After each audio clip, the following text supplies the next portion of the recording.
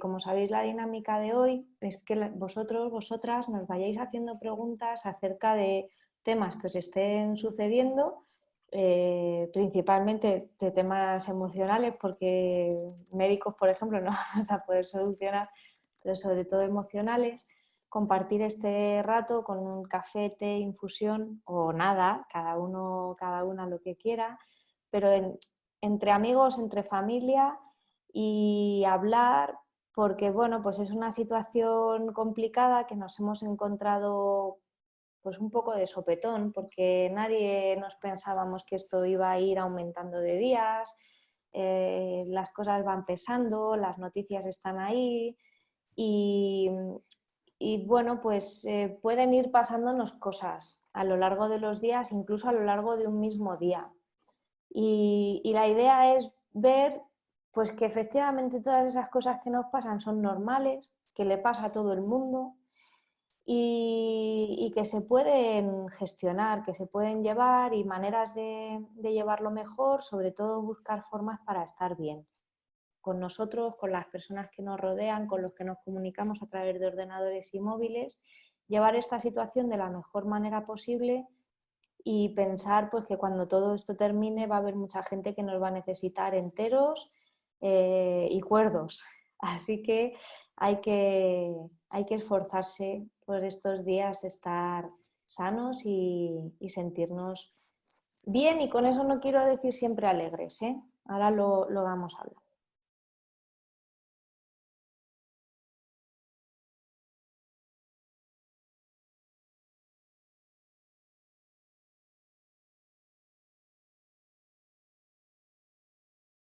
El proyecto de la escuela nació porque las tres compartimos, tanto Carla como Natalia como yo, compartimos la visión de que las emociones dominan el mundo. Y quien es hábil gestionando las emociones tiene una herramienta muy poderosa en su mochila y eso es lo que queremos aportar, herramientas de gestión emocional y qué mejor momento que este que está haciendo despertar muchas emociones para poder dar unas pinceladas y poder aportar nuestro granito de arena en esta situación tan delicada.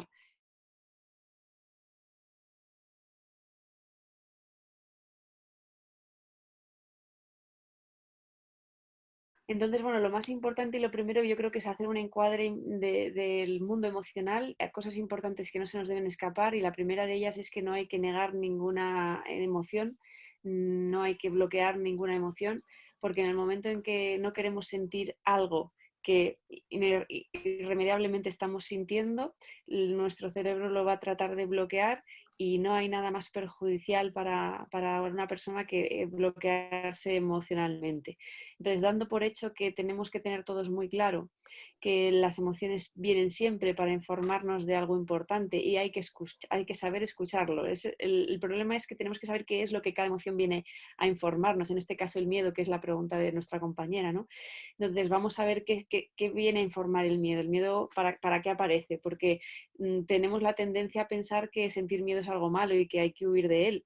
Entonces, en el momento en que tenemos miedo, tristeza o rabia, pensamos, uy, esto no está bien, esto hay que huir.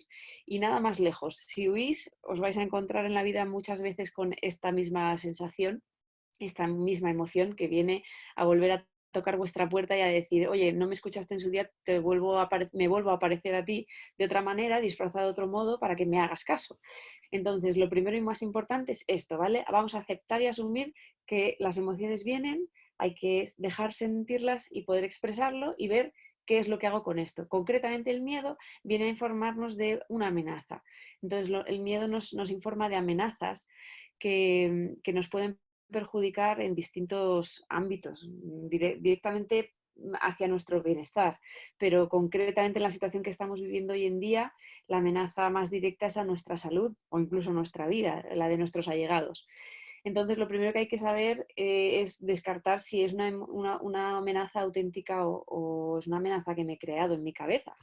En este caso, yo creo que todos tenemos claro que es una amenaza real. Por lo tanto, el miedo toca sentirlo. Es decir, no bloqueéis el miedo, porque el miedo viene para que tomemos medidas contra esa amenaza.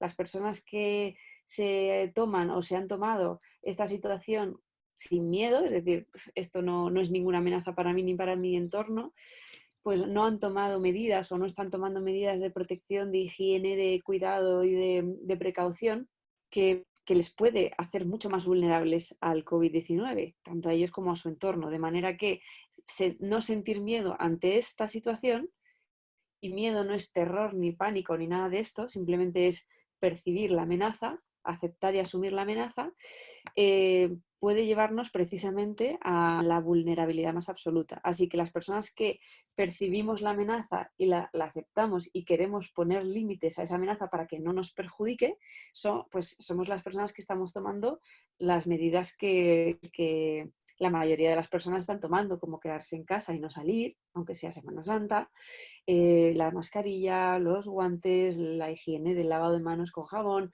el no visitar a determinadas personas o, bueno, cada uno. Si el miedo se empieza a hacer muy grande, muy grande, muy grande, tan grande que ya no vale eso, sino que ya empiezo a que no tengo síntomas en mi casa, pero yo ya estoy confinada en mi habitación, eso sería un miedo excesivo de no hay, ni yo tengo síntomas, ni nadie tiene síntomas a mi alrededor, pero el miedo ya se ha apoderado tanto de mí que yo directamente voy a tomar medidas extremas. Entonces, en ese caso, la persona sí que efectivamente se está comportando de una manera más disfuncional o más desadaptativa, no voy a decir disfuncional, más desadaptativa. O sea, hay que saber equilibrar las emociones, ni pasarnos por exceso, ni quedarnos cortitos. Entonces, si nos ponemos en un punto intermedio y equilibrado, entenderemos que el miedo viene para decirnos, oye, hay una amenaza, hay que poner límites y hay que cuidar que esto no vaya más entre todos, pero si las cosas van bien y nos tenemos también que alegrar por ello. Cuando lo que estamos percibiendo es que hay personas que efectivamente el miedo les está apoderando y ya se están proyectando en lo peor, el peor escenario que me puede ocurrir. Y eso es lo peligroso, ¿no? La parte de impotencia y desesperanza yo la entiendo. La entiendo porque además yo creo que como psicóloga, mis compis igual, cualquier persona que tenga conocimientos o sea sanitario o tenga alguna formación o algún trabajo que pensemos, ¿no? Que podría estar ayudando, podría estar ahí, que parece que te dan ganas de coger el abrigo, irte y echar una mano allá donde haga falta. Yo creo que tenemos que pensar cuando, por lo menos a mí lo que me ayuda, cuando me viene la impotencia y la desesperanza de decir, pero ¿qué hago aquí viviendo en mi casa como si no estuviera pasando nada? Esta doble sensación de doble vida, ¿no? De estoy aquí, todo bien, mi familia está bien, estoy, no sé, llevando la situación, pero es que ahí fuera se está librando una batalla dura, ¿no? Y hay gente que lo está pasando muy mal. A mí lo que me ayuda mucho es a pensar en que hay que ver esto también a medio o largo plazo. Y un poco lo que decíamos al principio, esto no se termina mañana, pero cuando digo que no se termina mañana no digo en 3 semanas. Y no hablo del confinamiento, sino de la situación personal, emocional, física de mucha gente. Entonces, a lo mejor ahora nuestro momento, nuestra manera de ayudar es estando en casa, es ayudando a que es verdad que es un mensaje recurrente que nos mandan, que estamos cansados de oírlo. Yo me quedo en casa, pero porque así os estoy cuidando. Incluso a todos los sanitarios, fuerzas de seguridad, gente que trabaja en las tiendas que siguen esforzándose porque el mundo continúe. Ya llegará nuestro momento de activamente aportar. Ahora es un aporte como más pasivo y quizá eso es lo que nos cuesta gestionar, que aportar se ve como algo activo, de acción, de que me pongo manos a la obra.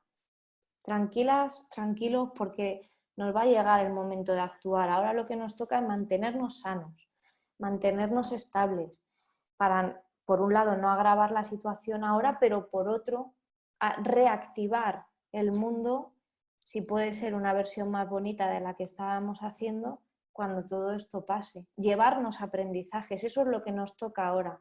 Entonces yo cuando me viene la impotencia y la desesperanza, intento centrarme en aprender algo de aquí para ser mejor persona cuando pueda salir de casa.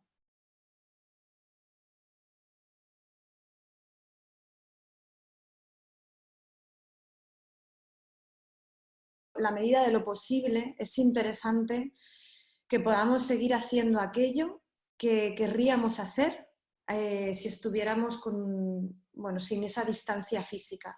Se trata de entender que la distancia física no es una distancia emocional, ¿vale? Para mí esta ha sido una de las claves cuando he trabajado con las personas que están perdiendo a seres queridos.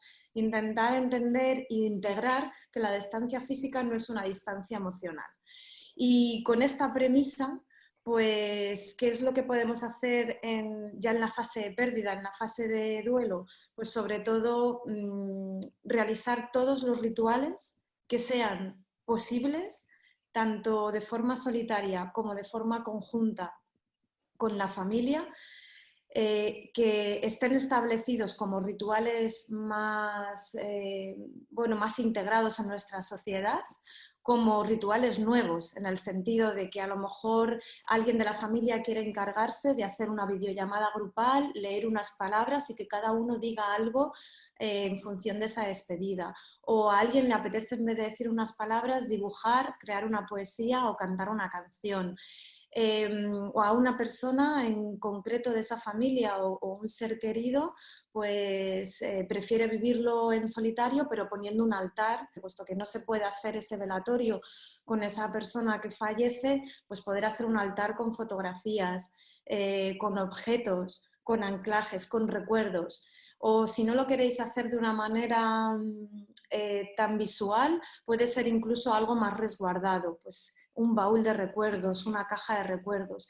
Que cada una, el objetivo es que cada una y cada uno encontremos y ayudemos a encontrar a otras personas, porque no todo el mundo va a estar cerca de terapeutas donde poder guiar un acompañamiento al final de la vida en estas situaciones. Entonces, que cada uno de nosotros y nosotras podamos conectar con aquella parte que nos gustaría hacer a esa persona que se está marchando o que se ha marchado y ayudar a otros miembros de la familia a que también puedan hacerlo.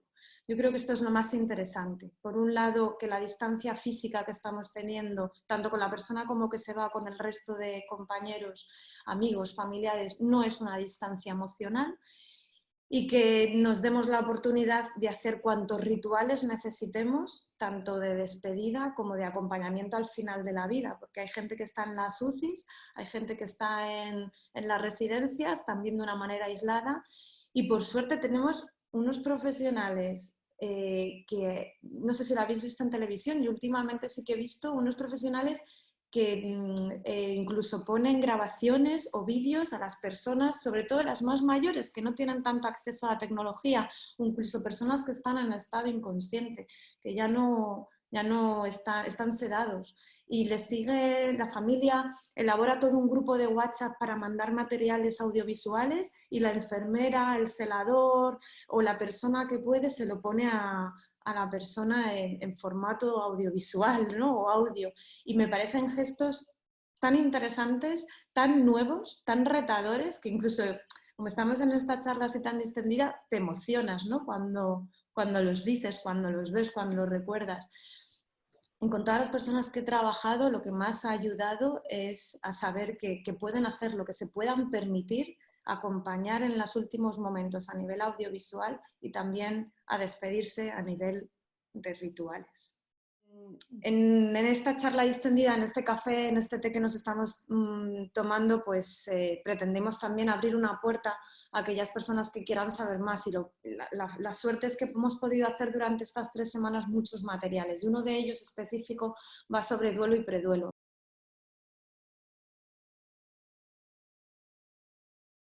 Lo primero que hay que entender es que estamos preparados neurológicamente para superar un duelo. ¿Qué es lo que ocurre? Pues que hay veces, como bien dice la compañera, que se dan duelos que llaman complejos o patológicos.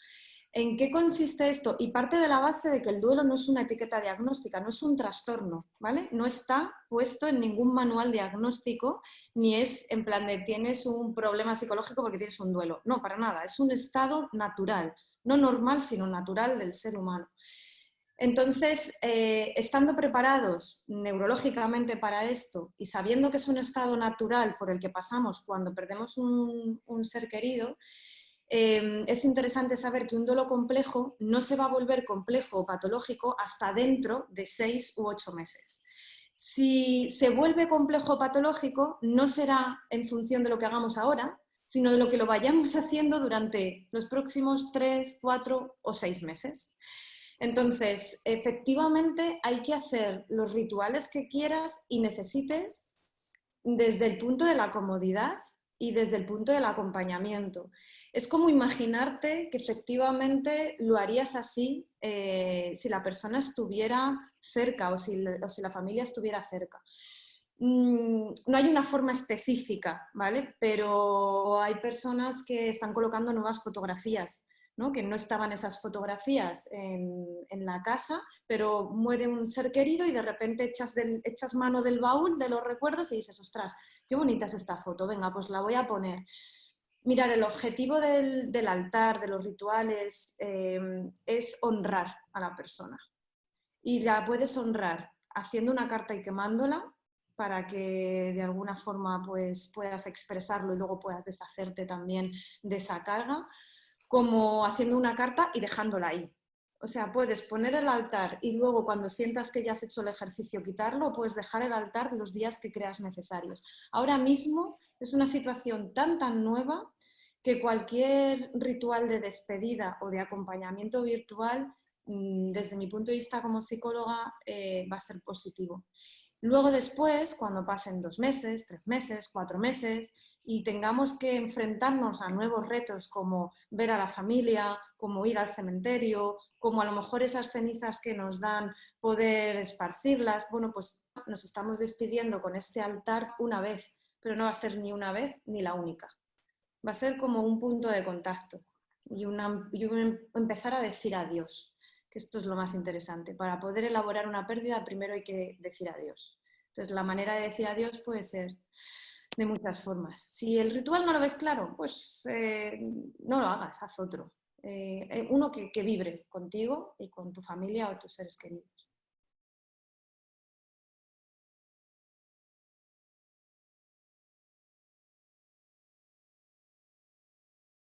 Esto es uno de los mayores riesgos que tiene el teletrabajo, sobre todo cuando empiezas a trabajar.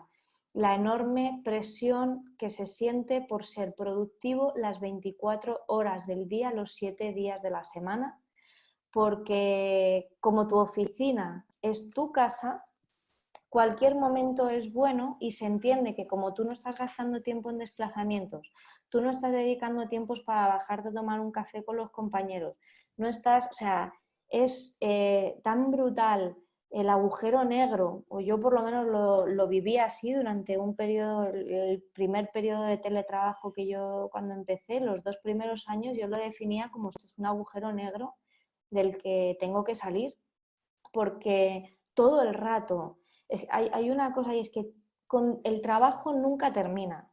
Eso es una utopía, ¿no? De mando este correo y ya está. Mentira, es falso. Siempre hay otro más o otra cosita más que podías hacer o otra presentación. Entonces, sí que es verdad que las empresas nos pueden exigir un nivel de productividad y queda muy guay decir, no, pues nosotros tenemos que poner el límite y tal, ya, bueno, pero también a ver hasta dónde pongo el límite para que luego la empresa tampoco ¿no? Que luego no me regañe, no me pegue un tirón de orejas.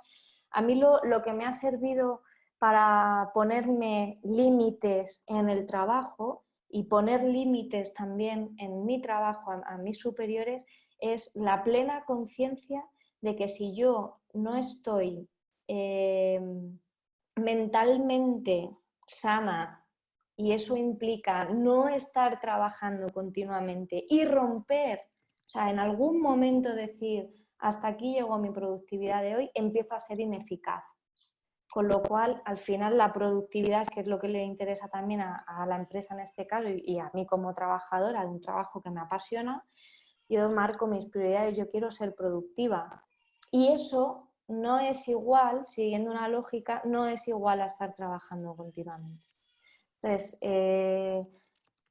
no es fácil, llegar a este entendimiento con las empresas, sobre todo cuando hay un teletrabajo, porque en España además no estamos acostumbrados, la empresa tiende a pensar que sus trabajadores van a estar vagueando todo el día, pero creo que al final es un demostrar diariamente que tú no estás vagueando, que estás cumpliendo, pero autoprotegerse y marcar un límite sano, pero por el bien de ambos, porque si no, tú empiezas a decaer, tu productividad empieza a decaer. También hay que entender el miedo del otro lado. Creo que si nos ponemos en el lugar de la empresa, que de repente de tener a todos sus trabajadores a mano, ahora los tiene dispersos, y eso genera también como mucha inseguridad de qué estarán haciendo, cumplirán, no cumplirán, pues si nosotros respondemos de una manera coherente, ellos también se van relajando, ¿no? O bueno, si tienen dos dedos de frente,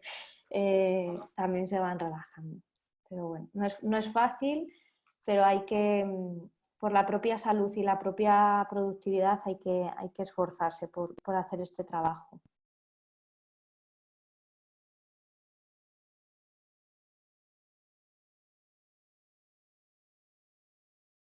Yo he recibido a lo largo de este tiempo las dos preguntas extremas. Una es, ¿cómo puedo conseguir ser lo más productivo posible y que el tiempo sea significativo?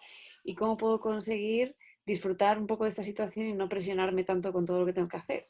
Entonces, yo creo que, como siempre en psicología, en el equilibrio está la respuesta. Lo difícil es llegar a ese equilibrio, y yo creo que aquí tienen mucho que decir las prioridades, ¿no? Ese sistema de prioridades que tanto hablamos siempre en la escuela. Al final, lo que haces con tu tiempo, lo decimos también mucho nosotras, lo que haces con tu tiempo es lo que haces con tu vida.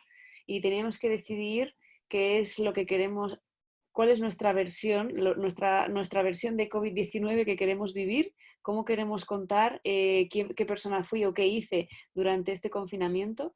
Pero además es que ese tiempo que nos están obligando a estar encerrados, tenemos que plantearnos si nos están obligando a estar encerrados en nuestra casa o en nuestro hogar. Si os paráis a pensar qué ingredientes os gustaría que tuviera vuestro día a día, es otra forma de preguntaros cuáles son vuestras prioridades.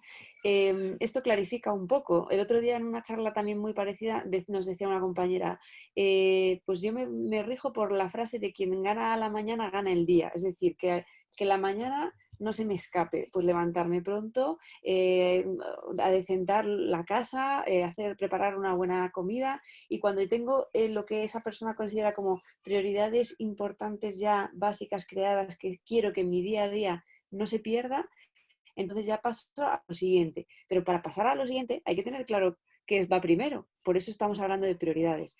Entonces sí que es cierto que la sensación de pérdida de tiempo es muy angustiosa, pero la sensación de aprovechar el tiempo está en los pequeños detalles. O sea, no hay que conseguir escribir un libro en un día para decir, hoy he aprovechado mi tiempo. Es que a lo mejor simplemente es decir, hoy me he alimentado correctamente, estoy atendiendo a mi familia, bien con quien convivo, bien con quien tengo que hacer una videollamada, pero lo estoy atendiendo, estoy trabajando y cubriendo objetivos. Todo lo que consideréis que son los ingredientes que debería tener vuestro día a día, y tratad de buscarle una estructura realista, porque lo que no podemos hacer es tratar de llegar a todo, y solo por el hecho de que estamos en casa tenemos que conseguir hacer todos los días todo al máximo nivel y de la mejor manera. Entonces, intentad hacer una proyección realista de esas prioridades, pero tratad de buscar en las pequeñas cosas. La clave está en esas pequeñas tareas que queréis, que esos pequeños ingredientes que no queréis que falten en día a día. Y para algunas personas puede ser, me quito el pijama y me pongo ropa de ha empezado el día, y luego lo termino con un esquema de ducha, pijama. O sea, hay pequeños detalles y pinceladas que nos pueden estructurar muy bien.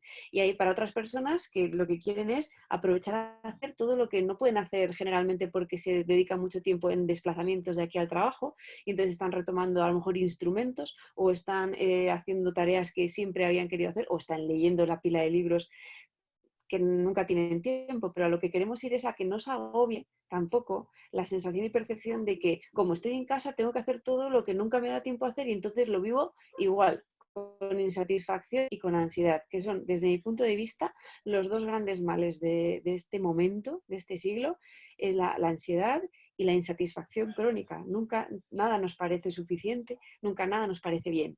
Entonces, rebajamos un poquito expectativas, ¿vale? Y si nos proyectamos en qué pequeños ingredientes quiero que tenga mi día a día y me comprometo, pongo mi palabra en cumplir esos pequeños ingredientes, vais a encontrar una fórmula y una estructura muchísimo más agradable.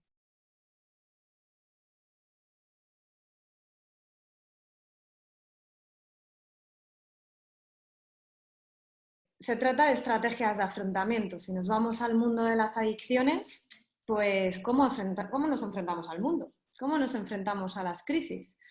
Si nos enfrentamos a través de la comida, nos enfrentamos a través del alcohol, nos enfrentamos con un bastón, yo lo llamo los bastones, ¿no? Son como, ¿qué bastón tengo? Que puede ser saludable o no tan saludable. Entonces, pues bueno, un bastón también es el ejercicio. Hay gente que está aumentando su dosis de ejercicio. ¿No os habéis fijado en la primera semana? El gran comentario de todo el mundo era, madre mía, qué agujetas tengo. Como nunca en mi vida tenía agujetas y ahora estoy muerta de agujetas por todas. Y yo decía, ¿cómo puede ser que en grupo tras grupo en el que estoy de deporte esté todo el mundo igual y yo incluida, ¿no? Y dicen, tengo unas agujetas que no puedo con mi vida. Bueno, pues porque hemos puesto un bastón, hemos puesto una compensación, ¿vale? Una estrategia de afrontamiento, una estrategia de compensación. Si nos pasamos con esa estrategia de compensación, pues también tenemos malestar y podemos acumular malestar. Pero supuestamente desde el mundo de las adicciones, el alcohol, el tabaco y otras drogas, ya sean más duras o más blandas, son bastones que utiliza la gente para afrontar, también la comida, para afrontar la situación de reto y la situación de crisis que hay en su vida. Estrategia, pues poner otras encima de la mesa. Es decir, si estoy convencida o convencido de que quiero desechar hábitos no saludables como el alcohol, el tabaco, de mi afrontamiento en el día a día, pues no puedo quitar una cosa sin poner otra. O sea, no puedo quitar un bastón sin poner otro bastón, porque si quito el bastón que tenía, me voy a caer. Y eso es lo que ocurre normalmente, que no puedes quitar una adicción si no pones una estrategia de afrontamiento, una estrategia de compensación. Así que aseguraros que cuando estéis quitando una, de voy a fumar menos, voy a beber menos, voy a comer más saludable, voy a comer menos, o menos bollos, o menos torrijas. ¿Cuánta gente se ha hecho torrijas hoy? Si en un momento determinado digo, voy a hacer eso de menos, pero ¿qué voy a hacer de más? Es decir, ¿cómo lo sustituyo? Voy a hacer más meditación, más relajación, más ejercicio, más comida saludable. ¿Cómo lo compenso? Y si no sé cómo hacerlo, pues entonces ahí hay un montón, primero de profesionales que te ayudan y segundo de un montón de plataformas gratuitas, equipos de gente que se ha reunido para dotar de estrategias a gente que no la tenía.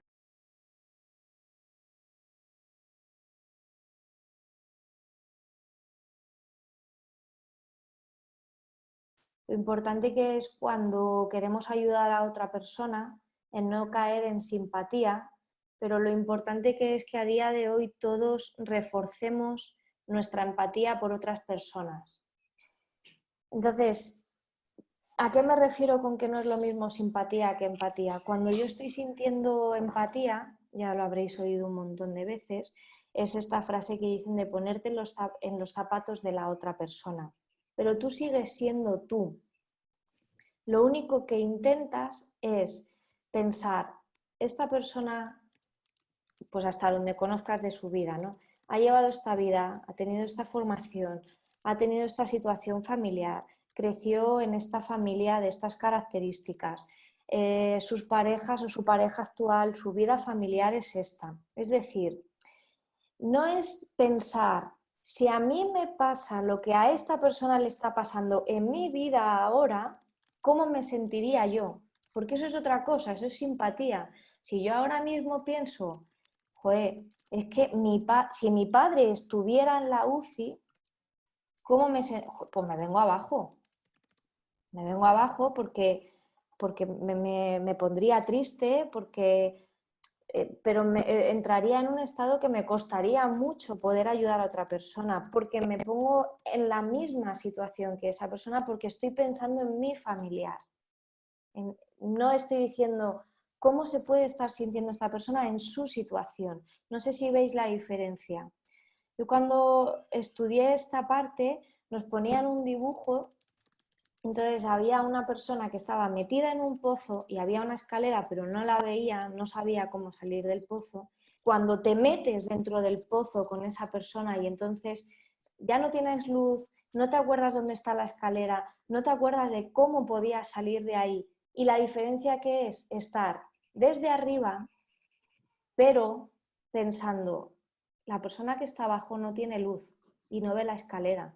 Así que si yo le digo, coge la escalera, me va a decir, ¿pero qué escalera si no la veo? ¿Entendéis la diferencia? Entre la empatía significa que aunque yo esté fuera, estoy pensando en cómo puedes estar tú ahí dentro, que te cuesta encontrar la escalera, te cuesta encontrar la salida, porque tú no estás viendo lo mismo que yo. Yo lo estoy viendo muy claro porque estoy fuera de la situación, pero a ti te cuesta. Entonces es ponerme en tu lugar y no darte soluciones que yo tomaría estando desde fuera, porque desde fuera digo, hombre, pues muy fácil, coge la escalera y sal, ¿no? No es para tanto, la tienes ahí a mano. Ya, pero esa persona está cansada, esa persona lleva días sin comer, sin dormir, está agobiada, ya le fallan las fuerzas. Entonces, empatía es desde donde yo estoy, ponerme en el lugar del otro. Y creo que esto nos puede ayudar para que el dolor de otras familias no nos sobrepase, porque si dejamos que nos sobrepase, que nos entre dentro y nos duela como le duele a esa persona, nuestra capacidad de ayudar se ve muy reducida. Entonces es mantenernos donde yo estoy, pero intentando en todo momento ponerme en el lugar de la otra persona, hablarla como creo que puede necesitar esa persona. No decirle, no pasa nada, no te preocupes, bueno, no va a pasar nada, no te preocupes. Es que eso nos pasa, ¿no? Vemos a alguien llorar, vemos a alguien pasándolo mal y queremos que rápido eso se termine y lo primero que nos sale, venga, no te preocupes, no pasa nada. No, sí, para esa persona sí se preocupa y sí pasa. Entonces, estoy aquí, entiendo que te sientas mal, estoy a tu disposición para lo que necesites, llora lo que tengas que llorar, ¿vale? Pero si queremos poder ayudar y ser de utilidad, tenemos que intentar que el dolor del otro no nos sobrepase a nosotros, no nos inunde como si fuera nuestro propio.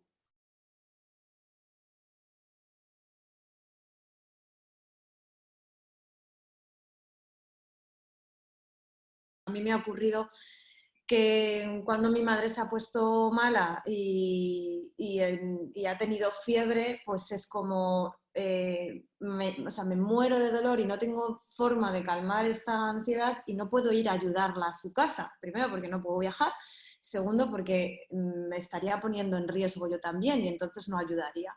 Bueno, pues si esta es un poco la situación que le pasa a esta persona, el hecho de el malestar de la familia me llega hasta mi casa y encima yo no puedo ayudar como ayudaría en una situación normal, yo cojo, me voy a casa de mi madre y la empiezo a hacer los caldos, mis infusiones y todo lo que esté en mi mano, medicinal y natural, para poder atenderla, ¿no? Y mi mejor emoción y mi mejor forma.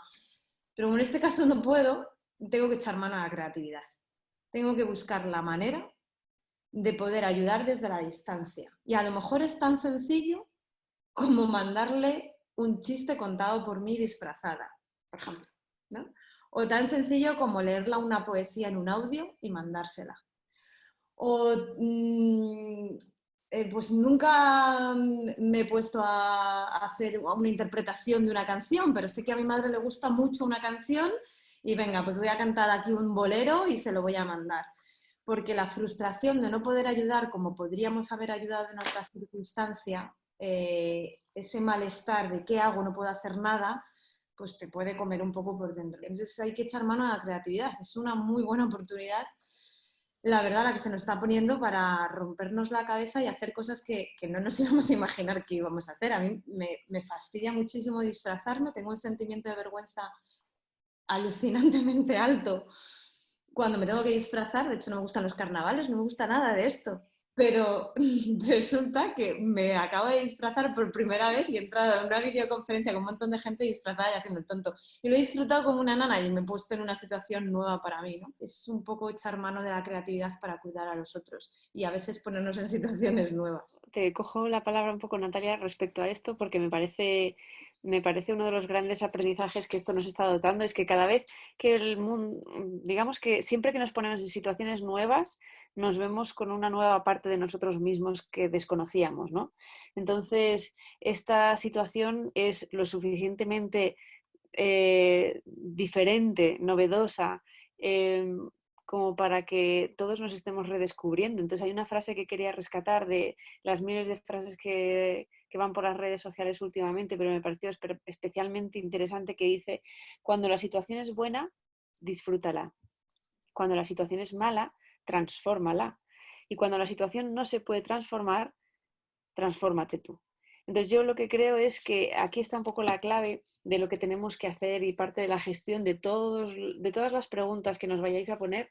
Siempre podríamos volver a esta frase, porque la situación nos está poniendo en un contexto donde tenemos que encontrar recursos nuevos, y esto es lo que estaba comentando Natalia. Entonces, no puedo ayudar como yo sé ayudar, pues tendrás que buscar una nueva forma de ayudar. No puedo gestionar mis tareas o mi alimentación de la misma manera que lo estaba haciendo, porque no encuentro incluso los mismos ingredientes en el súper, que ya no hay, porque lo que sea.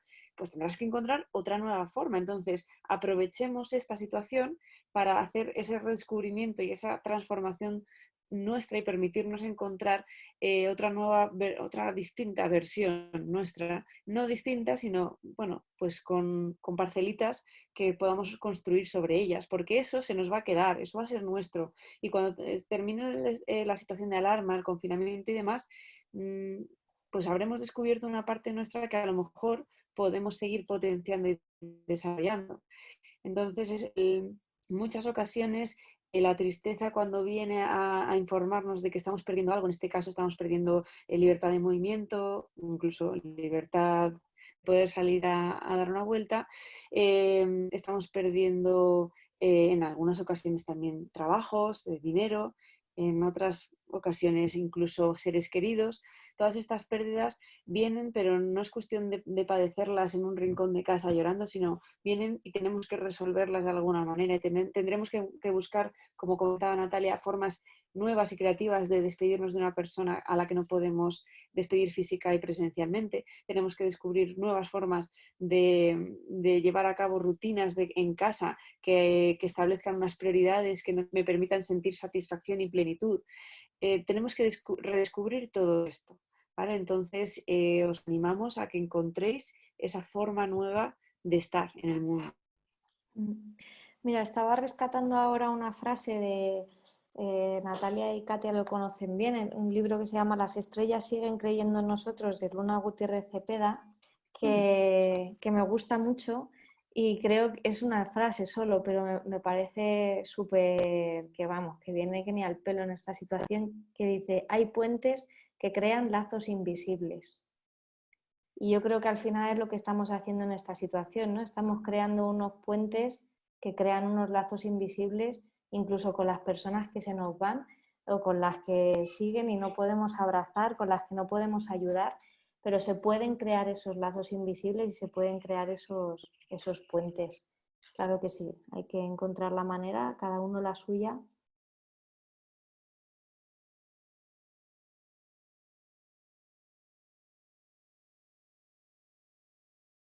Si no tenemos el bastón de las técnicas de relajación y respiración, pues sería como una primera medida ponerla en marcha.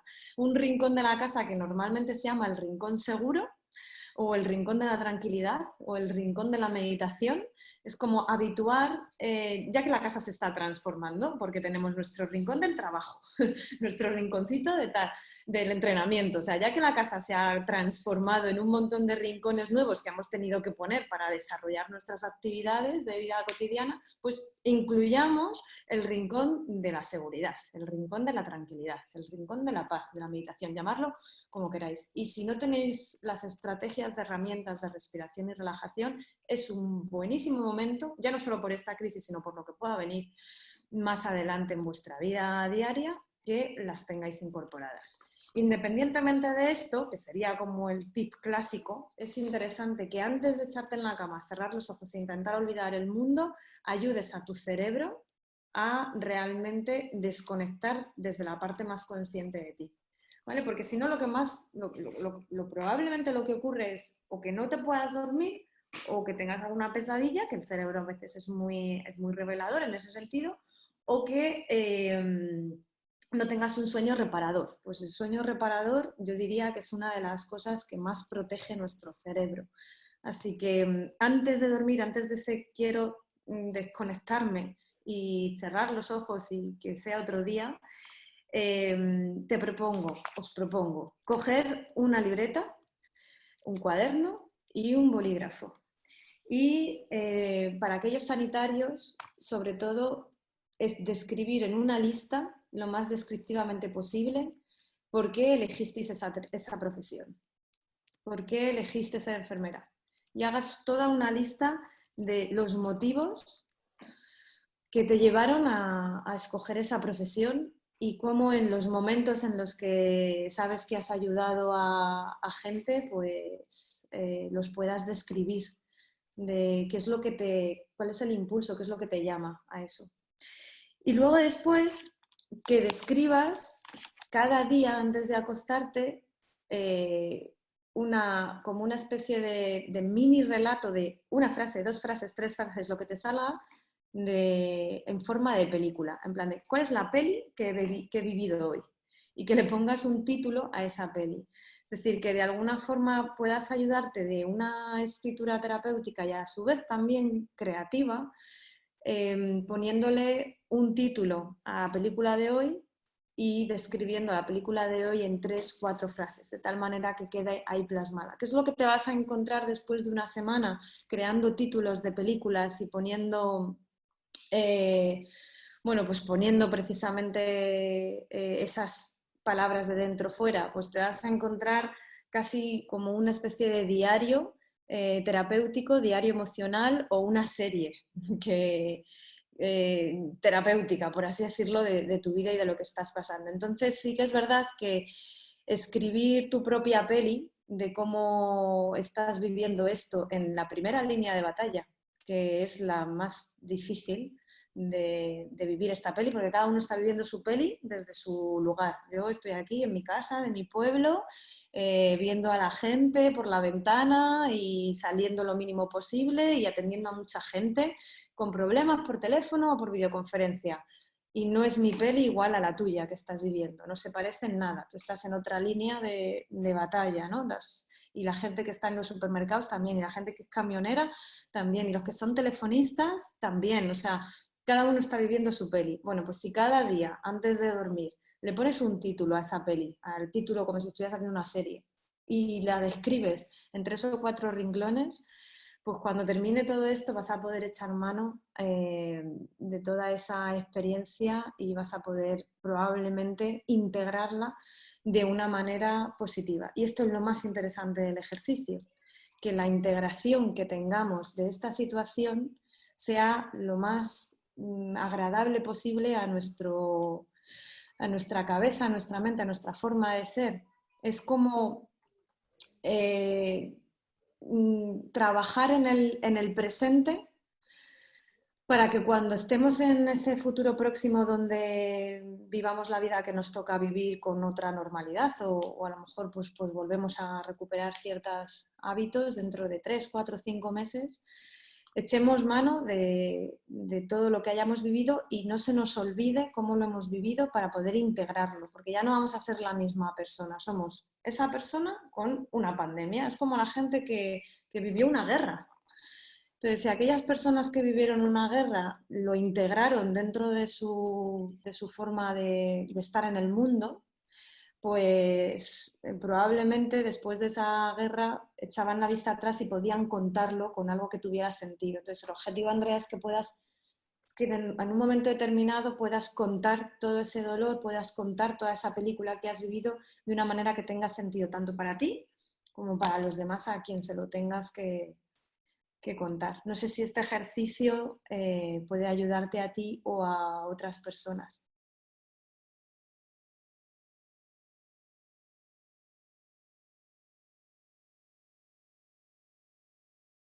La incertidumbre, yo creo, estoy casi convencida que es lo peor que lleva el ser humano. Lo llevamos fatal, es que no estamos preparados. Yo creo que estamos preparados psicológica y neurológicamente y físicamente para afrontar muchísimos retos, muchísimas situaciones. Tenemos más recursos de lo que nos imaginamos para muchas cosas, pero la incertidumbre yo creo que es algo que desde nuestros ancestros lo llevamos fatal. De hecho, si lo pensamos, pues el dios lluvia era el que explicaba por qué de repente llovía, ¿no? Y ahora pues ya los meteorólogos nos explican que no es por la acción de un dios y porque nosotros hayamos hecho un ritual, sino porque, bueno, pues por las bolsas que se tengan que juntar de aire y de agua y de temperatura y demás llueve, ¿no? A lo que voy es que efectivamente nos agobia no entender por qué pasan las cosas y nos agobia no saber qué es lo que va a pasar. De hecho, muchas veces la frase está típica de, mira, que pase lo que tenga que pasar, pero que pase ya. Entonces, ¿cuál es el problema ahora? Que tenemos demasiadas incógnitas. Hay muchas cosas. Por de pronto no sabemos cuándo vamos a salir de aquí. Primera incógnita, que a mí me parece gordísima, porque hoy me decía mi pareja, ¿cuándo vas a salir de casa a hacer la compra o algo? ¿No? Porque desde que pasó todo esto yo no he vuelto a salir. Ya que tiene que salir él, yo siempre digo, pues ya que tienes que salir tú a trabajar, pues con que se arriesgue uno, pues ya está, ¿no? No nos vamos a poner en riesgo los dos. Y sí que me da un poquito de miedo ese momento de cuando tenga que salir. ¿Seré capaz? ¿Me dará miedo salir de casa? ¿Me dará miedo cruzarme con la gente? ¿No? ¿Cómo lo voy a llevar? Eso es una incertidumbre que yo estoy teniendo estos días y que en algún momento me genera cierta ansiedad, estrés, duda. Entonces, a mí lo que me funciona muy bien es, como no sé qué es lo que va a pasar, me planteo diferentes escenarios y hay cosas que sí que sé, ¿no? Pero hay otras cosas muchas que no sé. Entonces, todas esas cosas que no sé, me las invento. Y me planteo una variedad inmensa de escenarios, tampoco inmensa, porque si no, no la abarco, pero a grandes rasgos, pues una variedad grande. ¿Qué pasa si de repente me da agorafobia y soy incapaz de salir de mi casa? Me planteo todas esas incógnitas y me dedico un ratito para estar en cada uno de esos escenarios un poquito diciendo, ¿qué haría yo? ¿Qué puedo hacer? Si eso sucede, ¿qué voy a hacer? Pues si me echan de la fundación, pues le dedico más tiempo a suelta los frenos, me meto a saco, le doy ahí caña como sea. Pues si me tengo que meter de camarera a trabajar, me voy a meter, porque además es un trabajo que he hecho muchas veces y me ha encantado. O si tengo que, quiero decir, me agarro a el recurso del que yo soy consciente que tengo para esa situación hipotética, que a lo mejor ni siquiera sucede. ¿Esto qué requiere o qué le veo de positivo a esto? Primero, que si alguna de esas situaciones hipotéticas que yo me he planteado llegara a suceder, ya tengo algún plan. Por lo menos no me pilla de sopetón, o al menos no del todo, ¿no? Y luego también que me obliga a explorar entre mis recursos, mis capacidades, mis habilidades, pero no solo los míos, también los de la gente en la que me puedo apoyar. ¿A quién podría pedir ayuda? Oye, pues si me da un ataque de agorafobia, llamo a Natalia, oye Natalia, apoyo psicológico en casa, que necesito un psicólogo, que es que me ha dado agorafobia y lo tengo que afrontar. Entonces, me viene bien porque me hace ser consciente de que tengo recursos para afrontar, no te voy a decir cualquier cosa, pero si no los tengo yo, seguramente habrá alguien que me lo pueda aportar. Y de alguna manera a mí me tranquiliza tener un plan, o varios, en este caso varios. Esa es mi estrategia preferida para afrontar la incertidumbre. No sé si Katia, Natalia, seguro que tienen alguna otra. Con relación a la incertidumbre, lo que ocurre es que La incertidumbre aumenta la sensación de perder el control y aumenta la sensación de que algo es peligroso. Entonces, siempre nos dicen contra la incertidumbre, que es la falta de información y la sobreestimación del peligro o la sobreestimación de la sensación de pérdida de control, recurre a aunar toda la información posible, que es un poco lo que está diciendo Carla. Para mí, lo que Carla en la estrategia que ha propuesto es qué información, qué huecos aquí en esta página, qué huecos están sin escribir y que tengo que rellenar, o sea, qué información necesito poner en mi cerebro, ¿no? Entonces, bueno, simplemente era eso, que como aumenta la sensación de pérdida de control, recuperar el control se hace con la información. Esto de la información es poder, pues sí, la información es poder, la información que tengo de mí mismo, la información que tengo de cómo voy a afrontar la situación, pues eso es lo que ha hecho Carla en la estrategia, ¿no? Rellenar los huecos con más información. Hay muchas veces que cuando la incertidumbre se apodera de nosotros, tenemos que tratar de ir hacia pequeñas cosas sobre las que sí que tenemos control, también para recuperar ese control. Y os voy a contar una anécdota personal que el otro día me sucedió, que a lo mejor puede parecer ridícula, pero me generó muchísima tranquilidad, y fue cuando evidentemente, como seres humanos que somos también, la información se nos cuela por los recovecos y de pronto yo me vi en una situación donde empecé a pensar de esta manera, ¿no? La incertidumbre y qué pasará, pero y qué descontrol, qué es lo que... Y cuando esa ansiedad empezó a aumentar, mi estrategia fue, bueno, voy a hacerme un zumo de naranja, fijaos la tontería, que yo sé que esto lo puedo controlar y me sienta bien y me viene bien, ¿vale? Me voy a concentrar en hacerme un zumo de naranja y voy a olvidarme ahora de cosas que no están en mi control. Vale. A lo que voy con el chascarrillo, que es real, es a que intentemos hacer pequeñas acciones que sabemos que, que nos repercuten positivamente a nuestra salud mental, emocional, física, psicológica, y que sí que están en nuestro control, porque la estrategia que yo vuelco respecto a la incertidumbre es intentar hacer cosas que dependan de nosotros y que sean posibles. Tampoco podemos pensar que de nosotros depende parar la pandemia, ¿vale? Porque también me estoy encontrando en terapia esto, ¿eh? O sea, que no está tan lejos.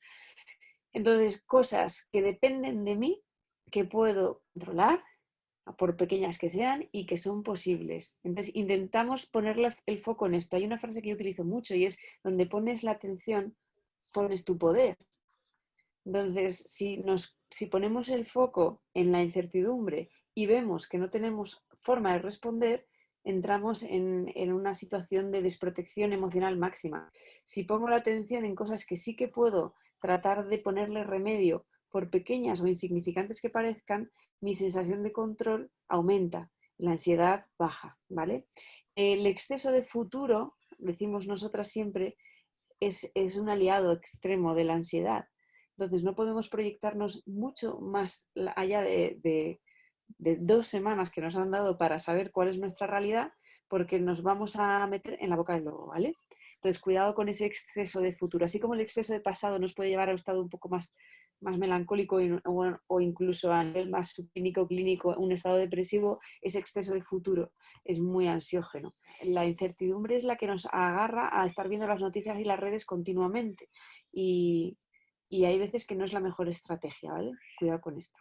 Y yo hay una cosa que me parece muy importante, y es que en esta situación en la que estamos, que seamos capaces de aportar. El otro día pedía, por favor, en un grupo de amigos a los que quiero muchísimo, pero se estaba empezando a volver un poco loco todo el mundo, ¿no? A sacar mucha negatividad y noticias de un lado para un... ¿no? Sobre todo de política. Cuando entramos en política ya nos volvemos locos. No aportemos negatividad. ¿Es eso lo que queremos aportar ahora? No. ¿Es esa la persona que yo quiero ser ahora? No, no hace falta. Entonces, centrémonos en lo que decía Natalia y Katia. ¿Qué es lo que puedo hacer yo? ¿Qué es lo que sé? Lo único que sé seguro es lo que yo tengo dentro. Es lo que yo tengo, mi verdad, mis recursos y mis cosas. Y eso ponerlo en pro de los demás. Y ahí es donde sacamos nuestra mejor versión. Y centrémonos en eso, centrémonos, yo creo que en ser lo mejor que podamos ser ahora y sobre todo aportemos positividad. Y si no tenemos nada positivo que decir, como por ahí decían, ¿no? Me parece que en una canción, si no tienes nada bonito que decir, mejor cállate. Y ya hablarás cuando tengas algo bonito que decir. En este momento yo creo que eso también debe de ser una máxima que nos llevemos de esta situación.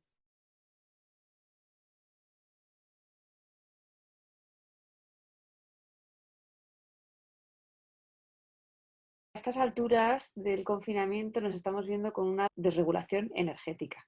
Me refiero a que todo lo que estábamos acostumbrados a hacer y no estamos pudiendo, nos está desequilibrando esa rutina que teníamos, ¿no? A nivel de energía, estoy hablando y de vitalidad. En el caso de los niños con mayor motivo. Entonces, la reflexión que os vuelco es que no podemos pretender llevar un estilo de vida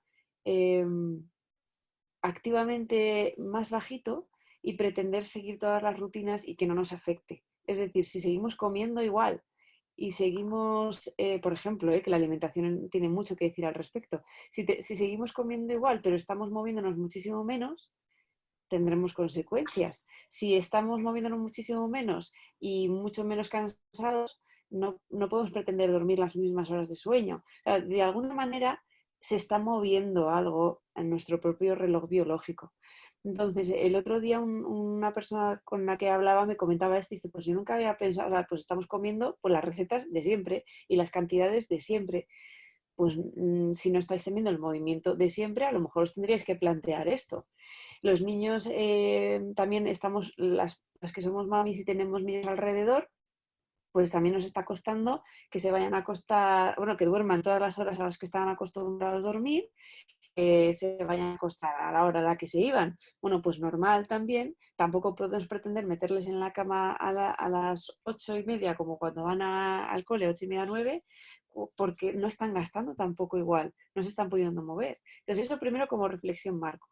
Luego ya, si hay personas que tenían ya previamente dificultades de conciliación o de mantenimiento del sueño, que son las dos grandes que nos estamos encontrando, el insomnio de conciliación, que tendría que ver con la dificultad de coger el sueño y quedarme dormido, o el de mantenimiento, que es en el de yo caigo rendida y cierro los ojos y ya estoy dormida, pero me despierto y cuando me despierto ya me desvelo, que sería la de mantenimiento. Si ya tenía estas dificultades, esto también lo puede acrecentar, pero si no las tenía, hay muchos factores que puede hacer que esto empiece a resurgir. Como Natalia dijo antes, el marco siempre, el encuadre de todo este tipo de intervención respecto a la energía, la vitalidad, el sueño, el descanso, etcétera, es la respiración y la relajación. Eso de base, siempre vamos a poner este encuadre. Pero más allá, tendríamos que plantearnos qué estamos cenando, cuándo estamos haciendo el ejercicio, porque yo, por ejemplo, en mi casa empezamos a hacer el ejercicio también por hacer nosotros ejercicio y por desgastar a los peques después de los aplausos a las 8 y lo hemos tenido que cambiar de horario porque después de los aplausos nos poníamos a hacer ejercicio y hasta que conseguía bajar el pico de excitación que había provocado el ejercicio en los peques ya eran las 10:00 y pico, 10:30, 11 de la noche. Entonces, vale, pues ponemos el ejercicio en otro momento. También tenemos que ver cómo nos sienta y qué estrategias estamos utilizando para llegar luego al final del día. Y luego hay un factor muy relevante que es los pensamientos que tenemos al final del día. Hay muchas veces que activamos la cabeza justo cuando empezamos a tener cognitivamente menos recursos de afrontamiento. Entonces, una estrategia que siempre se suele ofrecer es dedícale un tiempo a las preocupaciones, un tiempo del día. Le dices a la familia, hey, que me voy a preocuparme un rato. Tengo media hora para preocuparme, ¿vale? Y aunque lo cuento igual en modo chascarrillo, es una estrategia real. Es decir, le quiero poner la atención a algo que me preocupa porque si no es un run run que me persigue todo el día. Y entonces, vale, pues voy a dedicarle un tiempo al pensamiento, a la preocupación, pero entonces voy a dedicarle un tiempo de calidad. Y me siento y me preocupo y pienso en las cifras, lo que está ocurriendo, qué está pasando y cómo me está afectando a mí y a mi entorno. busco solución, voy a llamar a tal persona a ver qué tal está. Suelen ser estos momentos cuando de pronto te acuerdas de alguien, de, ay, pero ¿y cómo lo estará viviendo? Entonces, vale, y le dedicas ese tiempo y esa parcelita, no quiere decir que luego hagas off y ya se desconecte, pero de algún modo, sí, de algún modo ocurre que el resto del tiempo, como tú, la percepción que has tenido es, vale, le he dedicado este tiempo y evidentemente he hecho algo a raíz de esto, ¿vale? No quiere decir me he preocupado y ya me he quedado en alarma y me ha empezado la taquicardia y los síntomas de ansiedad. No, no sería este el objetivo del ejercicio, sino ser conscientes de la realidad, es lo que estaban comentando mis compañeras antes, llamar a esa persona que te ocupa o intentar buscar soluciones a esta preocupación que te ha venido a la cabeza y a partir de ahí tratar de no pensar en ello, o sea, de llevar la atención a otro tipo de actividades que tenemos. Si somos incapaces de desconectar de la preocupación, entonces habría que contactar con un profesional para ver qué es lo que está ocurriendo, que el pensamiento se mantiene conectado 24/7, ¿vale? Con esto del sueño, yo creo que también hay un tema que a mí me gusta mucho en el libro de Marta Romo y se entiende muy bien por qué necesitamos que a lo largo del día en nuestra vida haya diferentes tipos de actividades. Desde el hacer, que es lo que más acostumbrados estamos a hacer, cumplir objetivos, cumplir tareas, ir poniendo, pero cumplir tareas ya no es solo de trabajo ni nada, sino tengo que hacer la comida, tengo que poner la lavadora, tengo que ir a la compra. En este caso, encima la compra es un momento bastante que tiene muchas tareas aparejadas, ¿no? De poner luego los alimentos en cuarentena, limpiarlo todo, llegar con los guantes, lavar. O sea, que la compra ya no es voy a hacer la compra y vuelvo, no, voy a hacer la compra y todo lo que acarrea. Es mucho hacer. Eso es una cosa que estamos muy acostumbrados. Entonces, en esta situación, lo que nos estábamos encontrando, y especialmente el tema de los sanitarios antes que veíamos, estamos súper centrados en el hacer. Parece que tenemos que llenar nuestro día de hacer. Pero para luego poder llegar al estado mental, neurológico, que nos permite entrar en sueño, tenemos que hacer cosas entre medias. Entonces ahora tenemos que ser un poquito más conscientes de que no podemos pasar de hacer a no hacer, es decir, a dormir y querer que eso funcione, porque no va a funcionar. Y luego aparte, lo que decía Katia del tema de los críos, yo me estoy encontrando a mucha gente que efectivamente tratamos de cansarles físicamente. Eso es imposible. Los niños no se cansan físicamente nunca en la vida. Eso al revés. Cuando los críos se cansan físicamente, la actividad mental que tienen, yo creo que es todavía mayor. Los críos están en una etapa en la que necesitan desgastar, aparte de físicamente, mentalmente.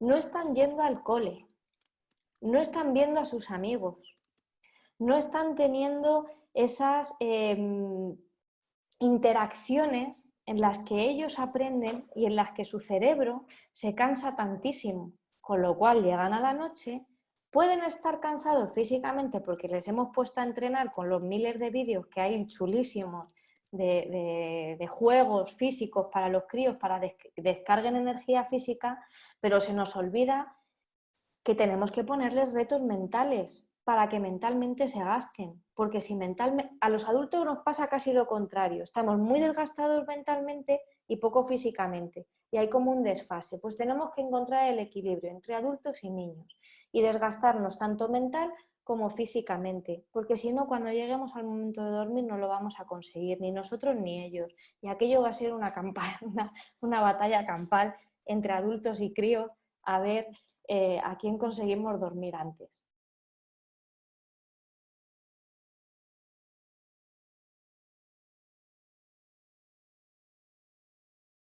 Yo lo que he visto durante este confinamiento es que a lo mejor nos hemos podido polarizar o dividir en dos tipos de personas, ¿vale? Que cumplen dos papeles esenciales en este confinamiento y en este momento de crisis. Hay personas que están hacia afuera y otras personas que están hacia adentro. Y es igualmente válido estar o en una dirección o en otra. Y es muy interesante que se respete tanto una dirección u otra. Y bueno, aquí hemos hecho muchas autorrevelaciones y voy a hacer la mía personal. Yo soy la persona que está hacia afuera, ¿vale? Es decir, yo de repente dije, bueno, estamos en situación de crisis mundial, ¿quién va a salvar el mundo? Yo. Ya está. Este es mi papel. Yo me meto en ese papel, ¿no? Y yo salvo al mundo, no os preocupéis. Entonces estoy hacia afuera. Bueno, ¿por qué? Porque mis circunstancias personales también me lo permiten. Soy una mujer soltera, no tengo hijos ni hijas y estoy viviendo sola en mi casa. Entonces yo estoy con la energía hacia afuera. Y está bien, y también está bien que se respete esa energía hacia afuera porque tienes un ritmo distinto, quieres aportar en una dirección y de alguna forma pues hay gente que te acompañará, hay gente que no y hay gente a la que se va a beneficiar de tu energía hacia afuera. Sobre todo si a ti te viene bien estar en ese hacia afuera, hacia los demás, hacia la ayuda, pues fenomenal, porque lo que tiene que consistir es que la posición en la que tú te veas te traiga bienestar. Esto es como la parte final. Si al final del día a ti te sale una sonrisa o una sensación de satisfacción o de plenitud, diciendo, vale, me voy a la cama tranquila, estando hacia afuera, pues fenomenal. Y en el momento en el que no ocurra eso, pues entonces podré hacer la otra versión, que es hacia adentro. Y también tengo amigas y amigos que están en un hacia adentro absoluto, pero hacia adentro absoluto es ni hago una videoconferencia, ni me planteo nada más que estar yo en mi sofá con mi lectura, con mis poesías, hablando con las personas mínimas y necesarias, nada de esto de hablar con un montón de gente de manera superficial o profunda, que no, o sea, mi madre, mi padre, mi hermano, mi pareja, ya está, yo conmigo misma, en mi caparazón, pues es perfectamente válido y precioso, porque si esa persona está consiguiendo el bienestar desde ahí, pues fenomenal. Entonces mi cierre sería, tanto si estás hacia afuera como si estás hacia adentro, que al final del día puedas respirar y decir, pues sí, me siento bien. Y luego si ves a otra persona que está hacia afuera o hacia adentro, pues ¿te sientes bien así? Pues estupendo. Entonces, estás haciendo lo correcto. Esta es mi final, mi aportación final. Yo lo más importante que rescato de todo lo que hemos hablado es que nos permitamos redescubrirnos, que nos redescubrimos muchas veces en la vida, pero cuando hay un escenario tan único como este, nos vamos a redescubrir más y que vamos a encontrar mucha fortaleza en todos nosotros. Así que como me gustan mucho las frases, yo en este caso diría que ningún mar en calma hizo experto a un marinero. Así que aprovechad este tiempo como aprendizaje y aquí estamos para lo que necesitéis. Pues yo voy a cerrar con una frase del mismo libro que os comenté antes, de Luna Gutiérrez, que es un libro con el que me estoy reencontrando en estos días, que es muy cortita también y me encanta, que dice que puedes pasar un día a mi lado con kilómetros de por medio. Me parece, no sé, tan bonito pensar, ¿no? que podemos estar cerca aunque estemos a kilómetros, y esa la siento especialmente porque mis papis están a unos cuantos kilómetros de mí, pero hemos pasado el cumpleaños de mi hermano juntos, hemos pasado el cumpleaños de mi hija juntos y la verdad es que no siento la distancia, les siento muy cerca y tampoco hablamos todos los días. Pero es curioso, ¿no? Esa capacidad que tenemos para estar cerca aunque no nos podamos tocar.